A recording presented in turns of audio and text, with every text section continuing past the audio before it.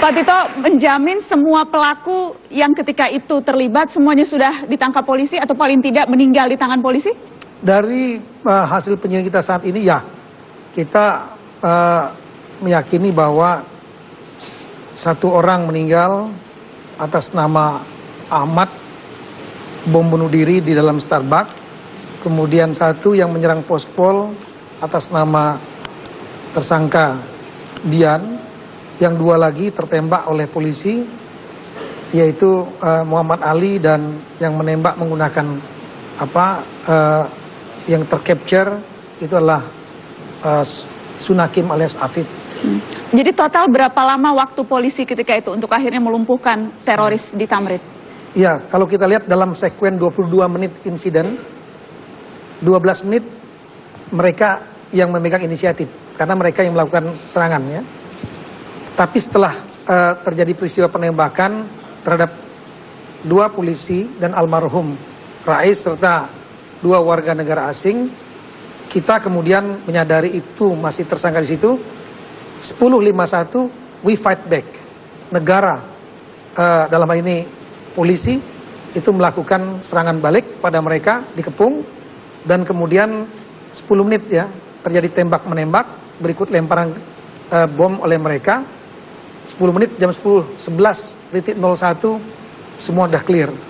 Nah, saya juga saat itu datang pada saat terjadi tembak menembak, mengambil posisi di pos polisi. Kemudian kita maju, selesai sudah. Kemudian saat itu kita lakukan clearing. Kita berusaha untuk meng-clear tidak ada tersangka lain ada di sana.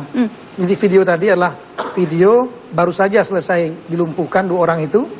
Kemudian kita masuk ke sana, saya pimpin, dan kemudian kita clearkan seluruh gedung-gedung ada di situ.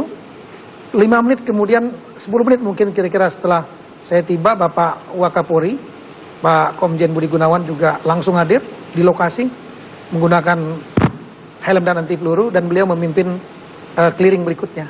Clearing berikutnya? Ya. Baik, Pak Tito, apakah memang pelaku ini kalau dibandingkan dengan teror-teror sebelumnya, mereka lebih berani, lebih brutal, lebih modusnya berbeda dengan yang selama ini kita ketahui karena melibatkan tembakan di tengah jalan, tampaknya betul-betul dingin, di depan mata, menembak dengan jarak 30 cm. Mereka lebih berani sekarang? Kalau untuk konteks Jakarta dan Jawa, saya kira mungkin modus baru mereka menggunakan tembakan ini. Tapi kalau untuk konteks yang pernah saya juga tangani di Poso, mereka juga aktif menggunakan senjata di tempat umum, di tempat publik. Ya. Kemudian dalam konteks sekali lagi Jakarta, kalau kita lihat dari jenis bomnya, ini kelasnya tidak sebesar dan tidak secanggih kelompok yang sebelumnya, kelompok yang Al-Jamaah Islamiyah. Justru tidak secanggih mereka? Tidak secanggih. Tidak memiliki sistem switching yang bagus, yang digunakan hanya low explosive, bukan high explosive. Baik. Kemudian menggunakan sistem sumbu. Sebetulnya bomnya adalah bom sederhana, meskipun tentu ada korban ya. Dan dikompensasi dengan tembakan tadi? Dikompensasi mereka dengan tembakan tadi. Oke. Nah, ini yang pertama mungkin yang tembakan untuk kasus Jakarta dan kota-kota di Jawa. Baik, saya ingin ke Mbak Alisa Wahid dari Koalisi Masyarakat Sipil Kami Tidak Takut. Mbak Alisa, kalau tadi modus baru katanya walaupun low eksplosif, tapi mereka tampak berani. Kalau terorisnya berani, kita harus seperti apa ya Mbak Alisa? Kita, yaitu Mbak, harus menolak takluk pada teror itu sendiri. Karena tujuan para teroris ini kan memang memunculkan ketakutan. Jadi kenapa kata-katanya juga kami tidak takut? Karena memang kita ingin menunjukkan kepada para teroris bahwa tujuan yang ingin mereka capai itu tidak berhasil untuk Indonesia. Bahwa bangsa Indonesia ini cukup cukup kohesif. Kita bisa bersama-sama untuk menaklukkan para teroris itu. Kita punya Polri yang sudah menunjukkan bahwa mereka sanggup mengatasi kondisi-kondisi yang sangat kritis seperti itu. Tapi kita juga punya masyarakat yang kemudian menolak untuk diteror. Karena tujuan teror itu setelah memunculkan ketakutan, ini kan ujungnya nanti agar kita ini melihat orang lain selalu sebagai musuh. selalu ketakutan, kita selalu curiga kepada kelompok-kelompok lain, kepada elemen-elemen lain dari masyarakat. Itu tujuannya. Jadi justru kita tidak takut, itu adalah semangat untuk, maaf ya, kami tidak bisa mengikuti cara berpikir kalian yang berusaha untuk menundukkan kami dengan rasa takut gitu. Kita itu menolak takluk. Kita menolak takluk. Baik. Pak Tito.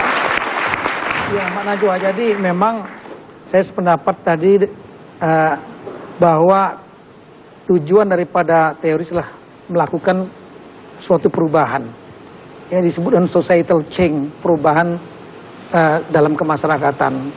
Nah, perubahan ini adalah ingin merubah negara versi mereka sendiri. Tapi yang digunakan adalah kekerasan. Penggunaan kekerasan dengan sasaran sipil atau non-kombatan. Kalau kita lihat di sini yang ditarget adalah sipil, kemudian non-kombatan. Polisi adalah non-kombatan. Pak Tito, Nah, cara-cara ini tidak diterima di masyarakat demokrasi saat ini. Karena di masyarakat demokrasi inilah yang paling utama adalah rule atau hukum sebagai panglima, law ya. Dan reaksi yang paling pas memang menolak takut itu, Ya. Pak. Reaksi masyarakat harus Perlindungan. menolak takut. Nah, Baik. kenapa sasaran sipil yang ditajukan? Karena Baik. sipil lemah, sasaran lemah. Bayangkan mereka dengan senjata menembak masyarakat yang tidak bersalah. Polisi yang melayani masyarakat, non-kombatan. Karena ini target lemah, mereka tidak mampu menyerang target kuat. Baik. Tujuannya adalah menakuti publik, menakuti pemerintah. Dan ini akan gagal ketika pemerintah dan publik tegar menghadapi mereka. Baik. Bersama-sama. Ketika publik dan pemerintah tidak saling menyalahkan, tapi justru menunjuk hidung dan menyalahkan teroris, maka mereka akan gagal. Terima kasih Pak Tito Karnavian sudah hadir di Mata Najwa. Terima kasih kepada seluruh narasumber yang sudah hadir. Saya Najwa Shihab undur diri. Selamat malam. Sampai jumpa.